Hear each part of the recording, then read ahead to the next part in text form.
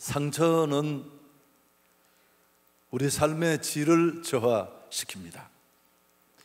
뿐만 아니라 그 상처는 어떤 상처이든지 간에 우리 삶을 아주 처참하게 무너뜨리고 또 파괴시킵니다. 충분히 행복할 수 있고 좀 울립니다. 충분히 아름다운 삶을 살 수 있는 그런 준비된 사람인데 내면에 있는 그런 상처 때문에 그런 축복된 삶을 살아가지 못하는 경우가 많습니다. 여러 면에서 너무 좋은 면을 많이 가진 사람이 그렇게 망가지는 것을 보면 안타까울 때가 많습니다.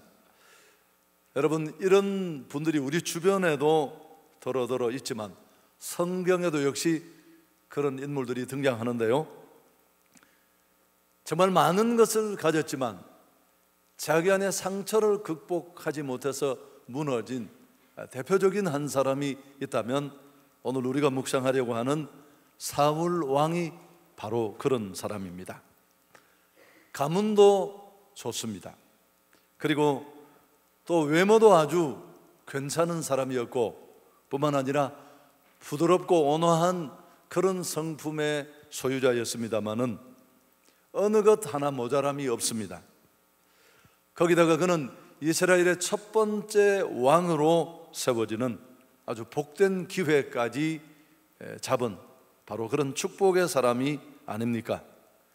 그렇지만 사울의 인생은 아주 처참하게 무너집니다. 비참함 그 자체라고 할 수 있는데요, 다윗을 시기해서 그를 잡으려고 광기에 가까운 힘에 이끌려서 평생 자기 삶을 살지 못하고 잃어버립니다. 그러다가 그는 일평생의 정적이라고 할 수 있는 필생의 적인 블레셋과의 전투에서 대패하게 됩니다.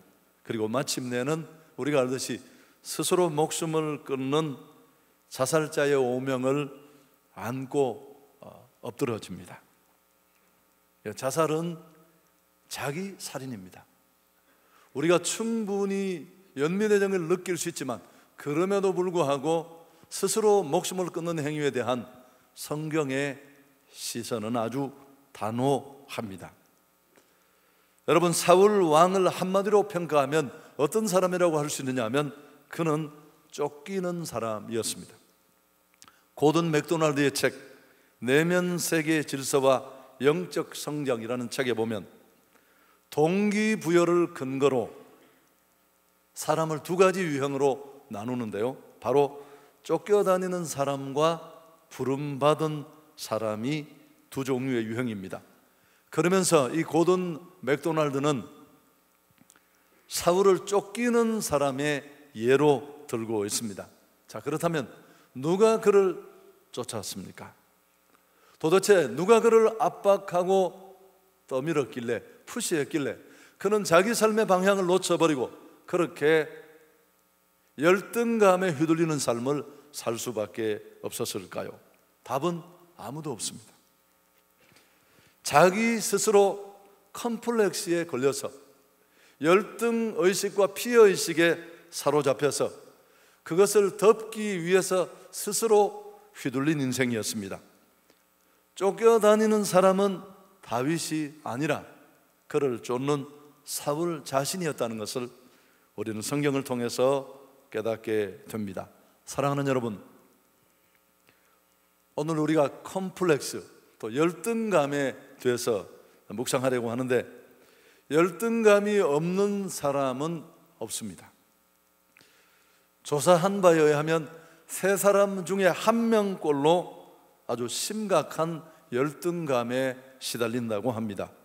또 다른 통계를 보면 인간의 약 95%가 역시 열등감에 시달리고 있다고 합니다. 우리가 축복으로 가는 길에 믿음으로 승리하는 그 여정에 반드시 넘어가야 될 또 하나의 장애물이 바로 이 열등감입니다. 오늘 밤에 하나님의 말씀을 통해서 이런 실마리를 찾을 수 있기를 축복합니다. 쉽지 않습니다. 우리가 지금까지 넘어온 모든 장벽들이 그랬습니다마는 열등감의 극복이 쉽지 않은 이유는 이런 말이 있습니다. 열등감의 치료는 무덤 안에서나 가능하다. 설교 시작부터 왜 이런 얘기를 하십니까? 궁금하시죠? 여러분, 열등감을 극복하는 일이 그만큼 쉽지 않다는 것을 우리에게 가르쳐 줍니다. 하나씩 차근차근 생각하기를 원하는데, 우선 첫 번째, 그럼 콤플렉스라는 건 도대체 뭐냐? 여러분, 열등감은 한마디로 말하면 자기 스스로를 비정상적으로 낮게 여기는 감정입니다. 다시 말하면 자기 자존감이 너무너무 낮은, 부적절하게 정상적인 상황을 뛰어넘을 만큼 낮은 사람이 바로 컴플렉스가 있는 사람인데요, 사실 알고 보면 열등감은 가치의 문제입니다. 자기 자신에 대해서 무가치하게 여기는 것, 그게 바로 열등감을 구성하는 가장 저면에 있는 내용입니다. 인간 내면 세계와 자아에서 이 가치는 매우 중요합니다. 우리는 늘 타인인의 나를 어떻게 생각할까? 공식적인 평가에서 나는 어떤 평가를 받을까? 이런데 대단히 민감합니다마는 사실은 스스로가 자기를 어떻게 평가하느냐 하는 것은 건강한 삶을 사는데 대단히 중요합니다. 뒤에 말씀을 드리려고 했는데요, 건전한 자아감을 갖지 못한 사람은 사람들로부터도 외면당합니다. 그 상처가 매번 관계 속에서 드러나기 때문에 그렇습니다. 근데 더 치명적인 게 뭔 줄 아십니까? 하나님도 그런 사람을 쓰지 않습니다. 완전히 버려지는 그런 인생을 사울처럼 살 수밖에 없습니다. 타인이 나를 어떻게 생각하느냐는 평가도 중요하지만 본인 스스로 자신을 얼마나 가치 있는 존재로 여기느냐 하는 것이 그만큼 중요합니다.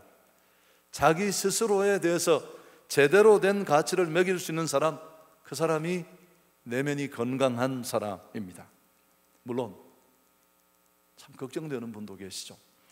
스스로를 지나치게 과대평가해서 넘치는 분들도 주변에 만만치 않습니다. 그렇지만 더 큰 문제는 오히려 지나치게 스스로의 가치를 매기는 그런 열등감은, 앞에도 말씀을 드렸습니다마는 한 사람의 삶을 완전히 짓밟아 버립니다. 자기 인생을 살지 못해요. 우리는 이런 사람의 내면의 깊은 상처를 콤플렉스라고 부르는 것입니다.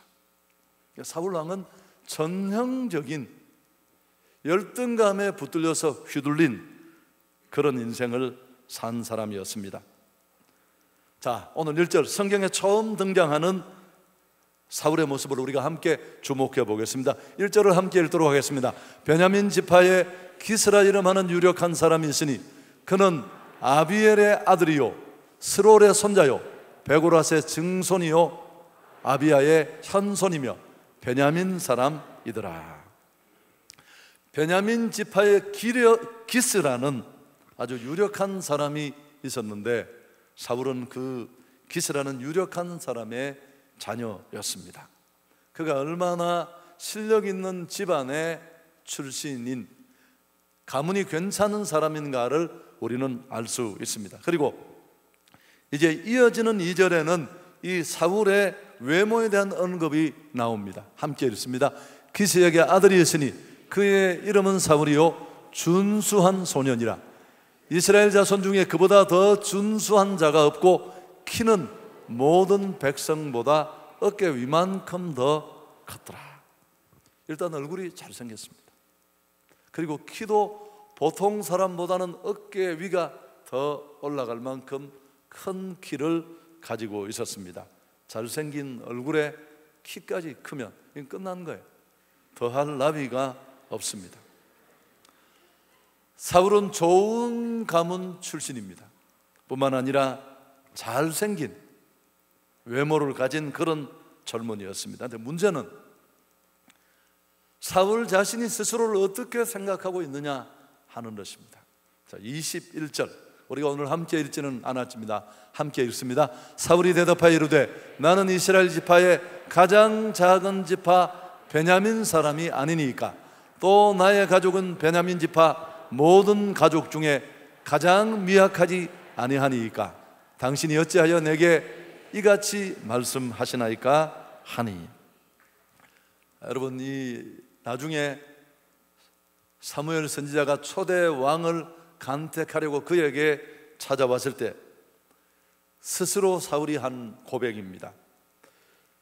여러분, 뒤에 설명을 더 자세히 하고 정체가 드러나겠습니다만은 우린 지금까지 겸손한 고백으로 이 내용을 받아왔습니다만 오늘 좀 다른 측면에서 바라볼 필요가 있습니다. 어쩌면 이 고백은 얼핏 보면 그가 굉장히 겸손한 사람일 것처럼 보이지만 어쩌면 그의 내면의 모습의 투영이에요.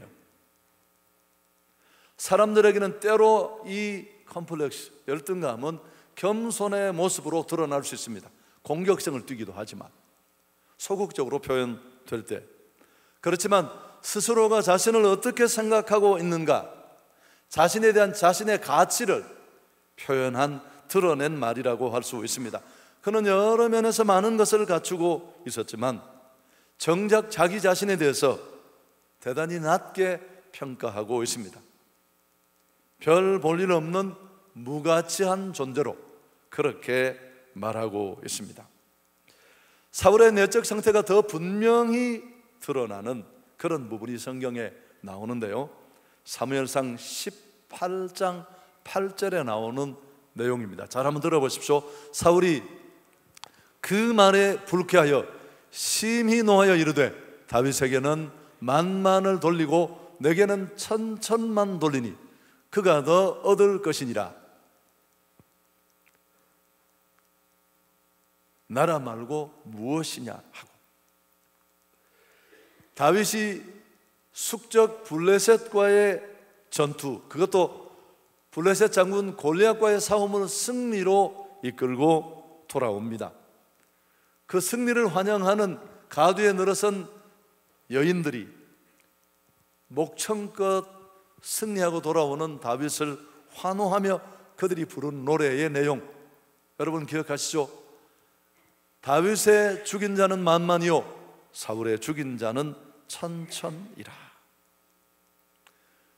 그는 승리에 취해서 너무 감격해서 부르는 여인들의 이 합창을 비교의식 속에, 열등감 속에 듣고 사무엘상 18장 8절에 보면 심히 노했다. 극심한 분노를 표출합니다. 컴플렉스는 소극적으로 드러날 때는 이렇게 자신을 은밀히 감추는 겸손의 모습으로 옷을 갈아입습니다. 그러나 대부분의 경우에는 이런 공격성을 예민하게 띠는 경우가 더 많습니다. 사울은 자신의 취약한 내면을 이렇게 작은 충격이 주어지자 여실 없이 드러낸 것입니다. 여러분, 사울 왕의 이 분노가 정당한 분노라고 생각하십니까? 그는 그저 하찮은 소년이고 큰 승리를 만들었지만 그의 휘하에 있는 아무것도 아닌 존재. 더군다나 그가 얼마든지 마음만 바꾸면 마음대로 승리를 함께 누릴 수 있는 좋은 동력자일 수 있습니다. 그의 안에 있는 이 작은 상처가 상황을 심대하게 오해하게 하고 결국은 큰 비극을 만드는 출발을 우린 여기서 볼 수 있습니다. 그의 분노는 건강한 자아감에서 나온 것이 아닙니다. 자신을 바라보는 시각이 옳지 않았기 때문에 그는 이런 예민한 반응을 표출하고 있는 것입니다. 평소 그가 얼마나 자신에 대해서 낮은 자존감을 가지고 있었는가를 잘 보여주는 대목입니다. 만나기만 하면 자기가 돈 많다고 자랑하는 분이 계십니다. 금송아지가 7마리 있었는데 어제 1마리가 나가서 지금은 6마리 뿐이다. 매달 들어오는 전세가 2천만 원은 된다. 그런 얘기를 왜 해요? 여러분, 정말 부자는 절대 그런 얘기 하지 않아요. 무슨 말인지 못 알아먹겠는 사람은 그냥 넘어가면 됩니다. 사울 자신은 이 상황에서 문제가 외부에서 기인했다고 생각했을 것입니다. 외자들이 저런 노래를 불러서 자극해? 다윗 그놈도 나쁜 놈이야. 그걸 그냥 듣고 있어?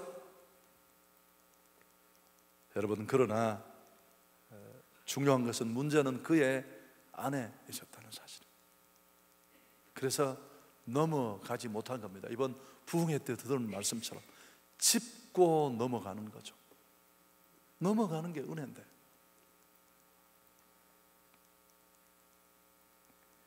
예민한 반응을 보이는 사울의 핵심 감정이 뭐냐면 불안입니다. 불안. 내 위치를 잃어버릴지도 모른다는 위협, 이 불안이 그에게 이런 민감한 반응을 만들어낸 원인입니다. 불안한 마음을 처리하지 못해서 나중에 전투에 나갈 때 제사장을 끝까지 기다리지 못하는 것도, 그런 성급한 결정도 이것과 연장선상에서 우리는 이해할 수 있습니다. 자, 두 번째, 그렇다면 이 컴플렉스의 원인이 뭘까? 이 부분도 굉장히 중요해요. 여러분, 열등감은 아주 뿌리가 깊습니다. 그래서 그 원인을 찾는 일도 단순하지 않습니다. 각자마다 상황 따라 다 다를 텐데요, 우선 가장 저면에 있는 큰 얘기를 하나 한다면 원죄가 열등감을 만드는 가장 근간에 있는 큰 배경이 됩니다. 그래서 모든 사람이 열등감으로부터 자유할 수 없는 이유가 바로 여기에 있습니다. 우리는 죄 가운데 태어났고 그리스도의 보배로운 피로 구원받아 새롭게 되고 거듭나 새 생명이 내 안에 약동하고 있지만 여전히 죄성이 순간마다 우리를 붙잡고 있습니다. 그래서 여전히 이런 컴플렉스에 우리는 휘둘릴 수밖에 없는 이유도 여기에 있습니다. 성경에 나오는 인간의 타락 기사는 사람을 이해하는 기본 교과서와 같습니다. 창세기 3장에 보면 아담과 하와가 범죄하고 난 다음에 이렇게 말합니다. 죄의 결과로 눈이 밝아져서 벌거벗은 부끄러움을 깨닫게 되었다. 여러분, 인간의 원죄 속에 있는 열등감이라는 상처가 첫 번째로 얼굴을 내민 모습이에요. 이게 인간은 원래 한계를 가진 존재입니다. 우리가 뭐예요? 흙이에요. 흙. 아무것도 아닌 존재. 그러나 하나님 손에 잡힐 때 가치가 있는 줄 믿습니다. 죄를 가진 인간은 하나님을 잃어버리면서 내 모습을 장난하게 보는 순간 우리는 건강한 자아감을 가질 수가 없어요. 참 미친 척하고 살든지 계산 안 하고 살든지.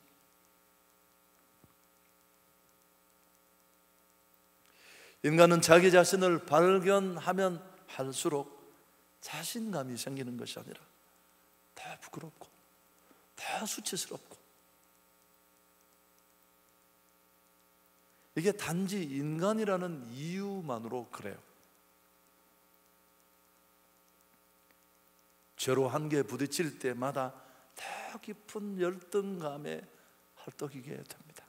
어쩔 수 없어.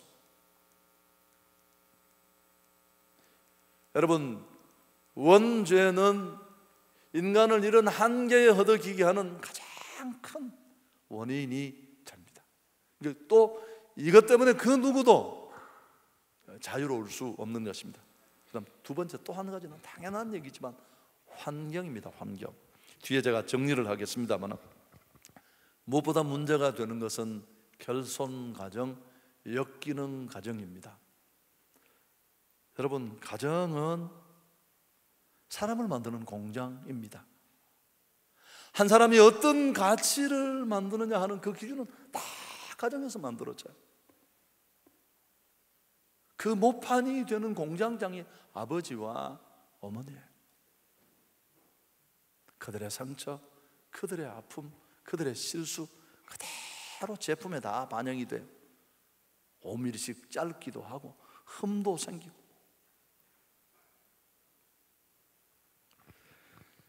가정은 자녀에게 가치 형성을 하게 하는 그야말로 모든 것이 됩니다.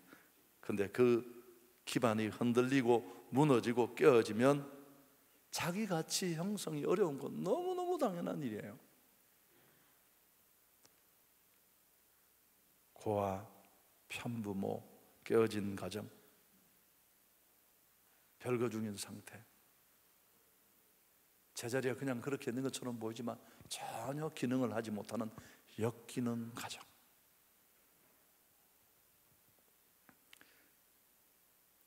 부모의 문제는 자녀에게 심한 자기 비하를 경험합니다. 다시 말했지만 가치를 매길 수 있는 잣대가 흔들리기 때문에 자기 가치를 인식할 수 없습니다.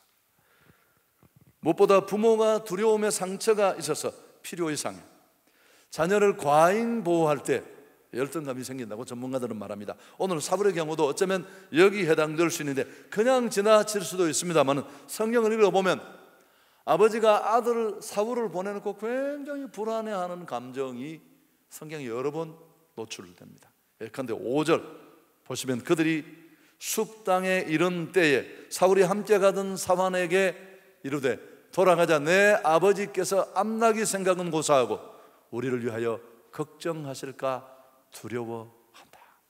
이 표현은 좀 지나치지 않습니까?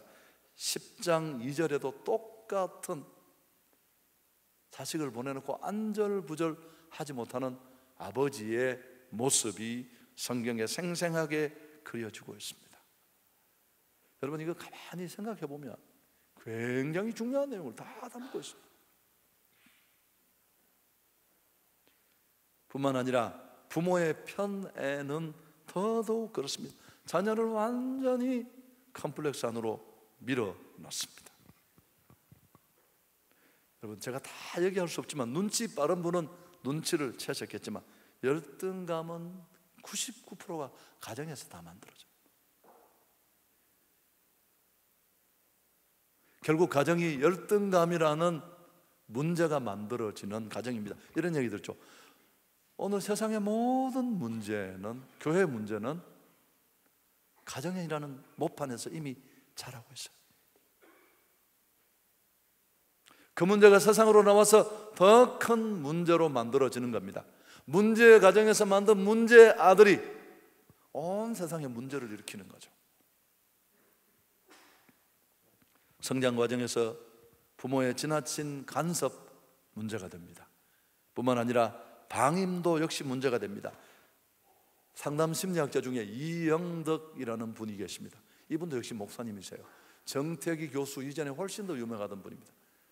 제가 상담 심리를 석사과정을 하려고 물론 떨어져서 못 갔습니다.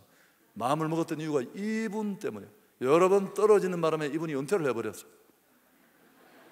한국의 대표적인 상담 심리학자, 지방에 계셨지만 이영덕 교수는 이렇게 말합니다. 가만히 한번 들어보십시오. 아주 어릴 때부터 부모가 자녀의 필요를 적절히 채워주지 못할 때 열등감이 생겨날 수 있다. 배고파서 울고 또 울어도 잘 채워지지 않을 때, 따뜻한 애정을 필요로 하는데 잘 채워주지 않을 때, 인간으로서의 존중과 인정을 받지 못할 때 열등감의 삭이 자라게 된다. 특히 이러한 필요 충족에 있어서 형제 간의 경쟁에서 패배를 경험하면 더욱 치명적일 수 있다. 이게 형제간이라고 했어요.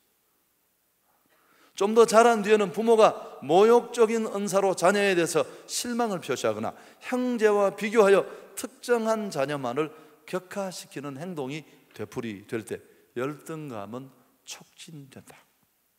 그리고 이런 얘기를 덧붙였습니다. 그런데 많은 경우 자신에게 열등감을 심어주는 부모의 잘못된 행동은 결국 부모 자기 안에 있는 또 다른 열등감, 그 열등감으로부터 출발한 불안을 감추려는 방어 기제라고 그는 말합니다.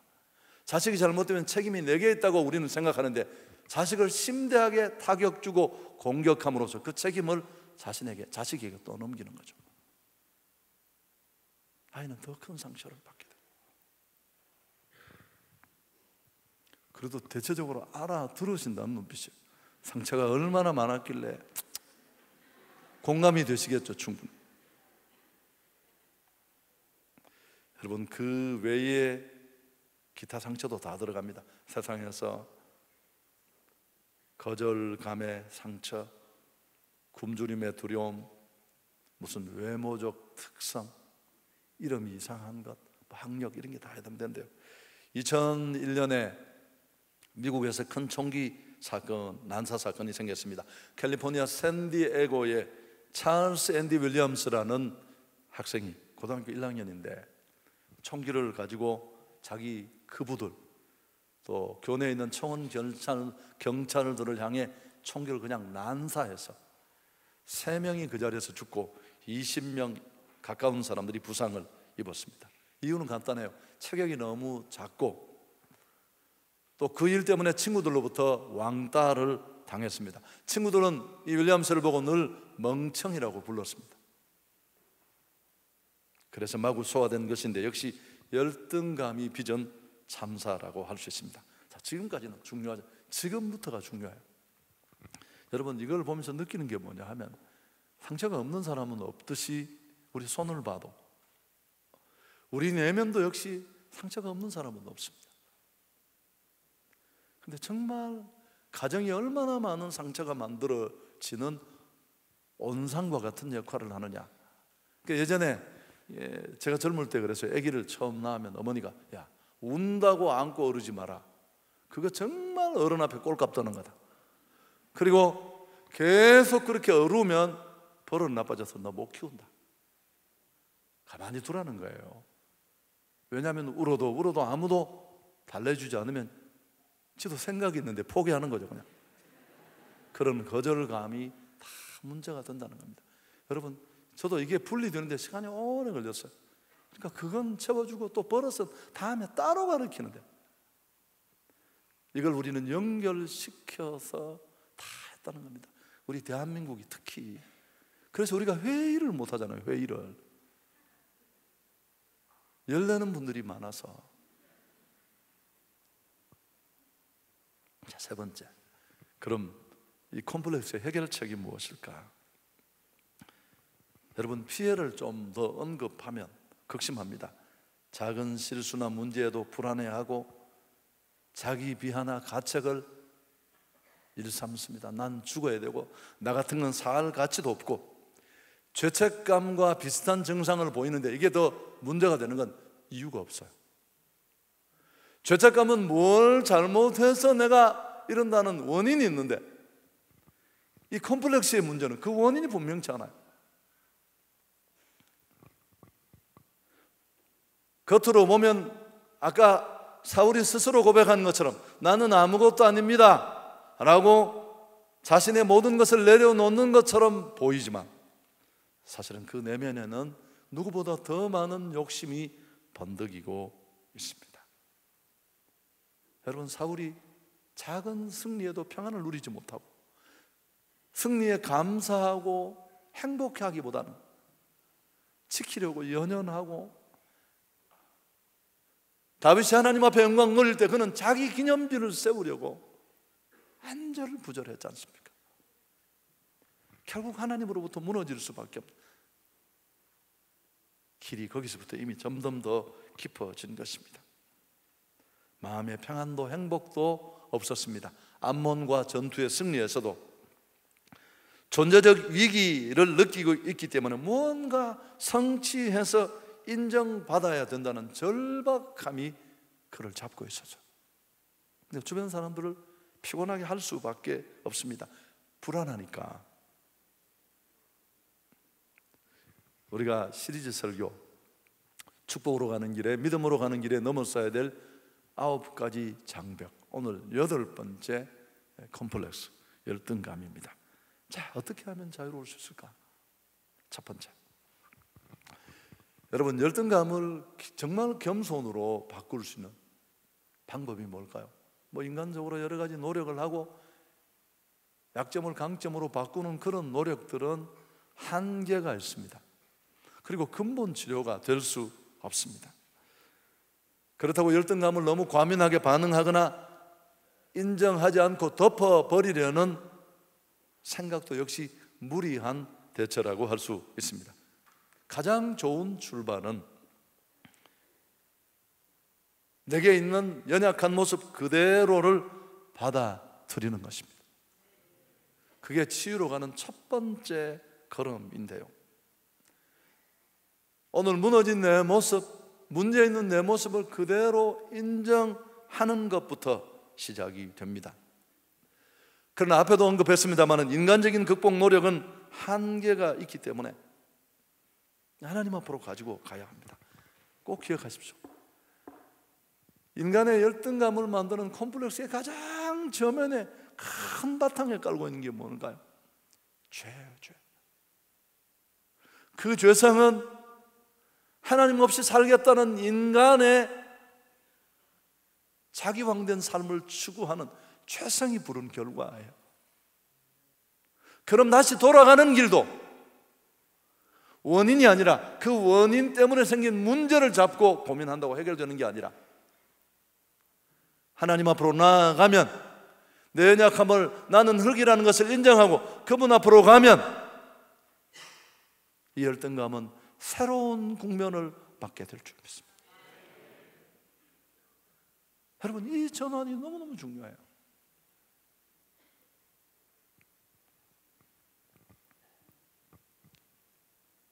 모세는 열등감이 심대했습니다.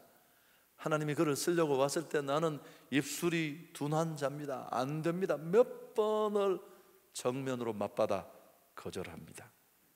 그렇지만 나중에 하나님의 손에 잡혀서 그 온유함이 지면의 모든 사람보다 승했다, 그런 칭찬을 받았고 지금도 이스라엘 역사의 최고 리더로 존중이 여김을 받는 인물입니다.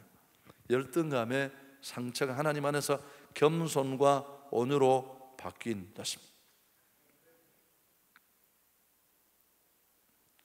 여러분, 같은 얘기입니다. 두 번째 단계는 자신의 가치를 자신에게서 찾으려고 하면 안 돼요.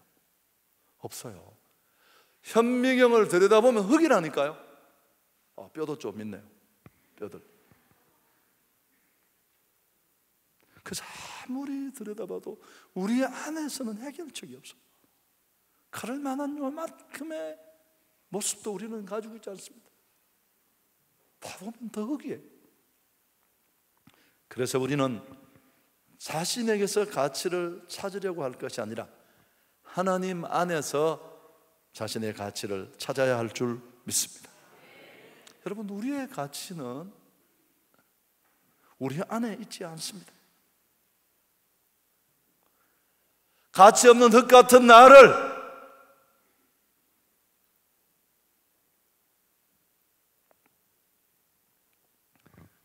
사랑하시고 아들까지 내어주신 하나님 안에 있어요. 제가 너무너무 좋아하는 거죠. 신앙은 이 두 가지를 아는 데서부터 출발합니다. 고린도후서 4장 7절 함께 읽습니다. 우리가 이 보배를 질그릇에 가졌으니 이는 심히 큰 능력은 누구에게? 하나님께 있고 우리에게 있지 아니함을 알게 하려 합니다. 띄워두십시오. 나는 질그릇이에요. 이게 흙이잖아요. 아무것도 안 해. 뽀대 내지만 떨어지면 그냥 박살이 나요. 이을 수도 없을 만큼. 그러나 이 질그릇의 가치는 흙이 얼마나 괜찮은 흙이냐, 무슨 유약을 바르냐 상관없습니다. 그 질그릇 안에 담긴 보배 대신 예수 그리스도 때문인 줄 믿습니다. 이게 우리 가치예요. 여러분, 이 가치를 인식할 때 우리는 건강한 자아감을 갖는 거예요. 이 가치는 흔들리지 않는 가치라는 것이 더 중요합니다. 내가 이걸 지키기 위해서 노력할 필요가 없어요. 왜냐하면 하나님이 오셔서 생긴 가치예요. 내가 노력하고 내가 애써서 만든 가치가 결코 아닙니다. 깨닫고 나도 절대 못 교만해요. 나하고는 아무 상관없는 겁니다. 감사할 뿐이고 안심이 될 뿐이고 감격이 있을 뿐입니다. 아멘. 내가 어떻게 이런 은혜를 받았지?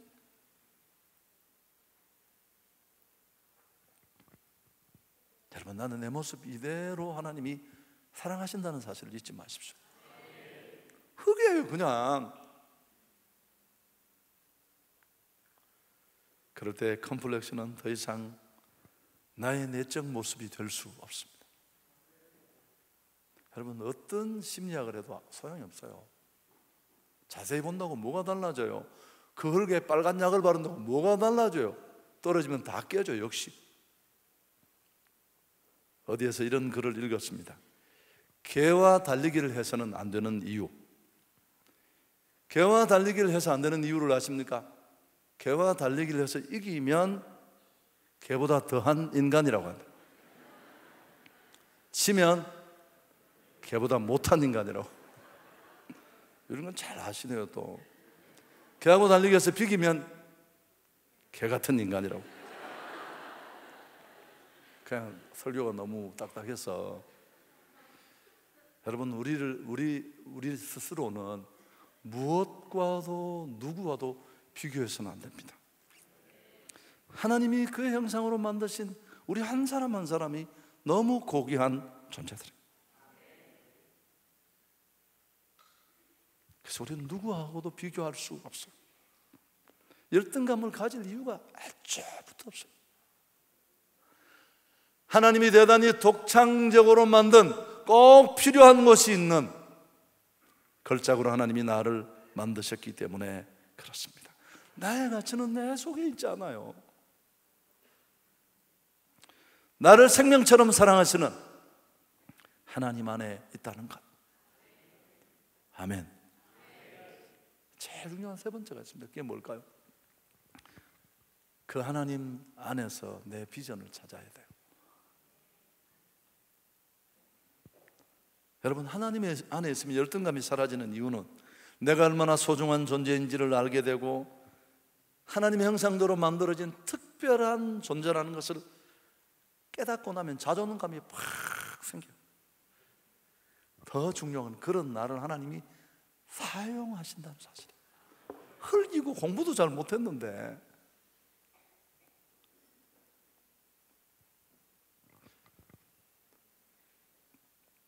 비전을 발견하고 나면 그냥 한 방에 날아가요. 한 방에. 자, 모세 얘기를 다시 해볼게요. 모세는 궁중에 있을 때 공주의 아들로 오만 폼을 잡으며 덜렁대다가 민족을 내 손으로 살려보겠다고 폼 잡다가 결국 살인자로 몰립니다. 생명을 부지하려고 미디안 광야로 도망가요. 그 미디안 황량한 광야에 부는 바람에 날리는 먼지처럼 40년을 살았어요. 생존할 방법이 아무것도 없었기 때문에 자가 살인을 하면서 그냥 자아 개념이 완전히 먼지처럼 다 박살이 났습니다. 하나님이 그를 찾아왔습니다. 그는 안 된다고. 하나님은 함께 하시는 증거를 보여주면서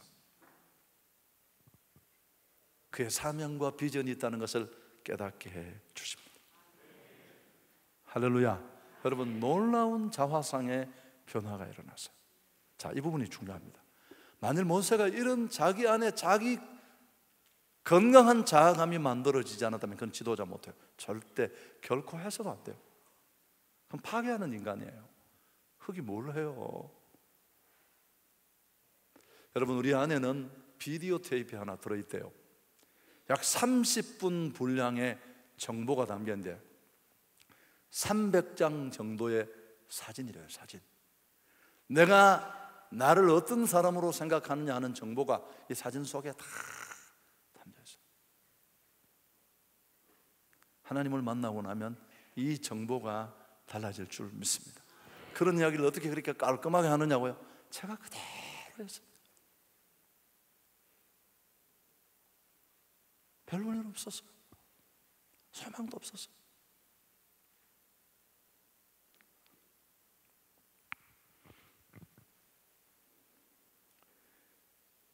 엘리노 루즈벨트는 이런 말을 했습니다. 당신의 동의가 없는 한 아무도 당신이 열등하다고 느끼지 못한다. 여러분, 열등감은 누가 만드는 게 아니라 내가 만드는 거예요. 내가 내 안에 일어나는 이 나쁜 감정의 상처의 감정의 열등감에 인정을 하지 않는 한 그 열등감은 나를 휘두를 수가 없어요. 제가 마지막에 얘기를 하고 마치는데, 제가 뒤에 설교하면서 계속 고민을 하다가 이 얘기가 떠올라서 오늘 설교 못할 뻔했어요. 자, 그림을 하나 보여요. 피카소의 황소머리라는 작품이에요. 여러분 잘 아시죠? 그냥 피카소가 고물상에서 자전거를 해체하는 것을 보고 작품의 아이디어를 얻었습니다. 머리는 안장이에요, 자전거. 핸들은 손잡이를 떼어서 그냥 청동으로 있고 약간 용접을 한 게 전부예요. 이 작품의 가치가 얼마인 줄 아세요? 300억이요, 300억. 저 한 장의 가치가 300억의 가치를 맞는 게 아니에요. 그게 피카소의 작품이기 때문에 그렇습니다. 아멘. 그 속에 메시지가 있고, 이게 오늘 설교의 결론이에요. 혼자 열심히 하는 건 아무 의미가 없어요. 하나님 앞에서 나는 어떤 존재인가? 무엇을 위해 살아야 할 존재인가? 그 분명한 목적을 깨달을 때 내가 타고 있는 차 크기와 상관없이 우린 정말 컴플렉스와는 아무 상관이 없는 복된 사람으로 살아가게 될 줄 믿습니다.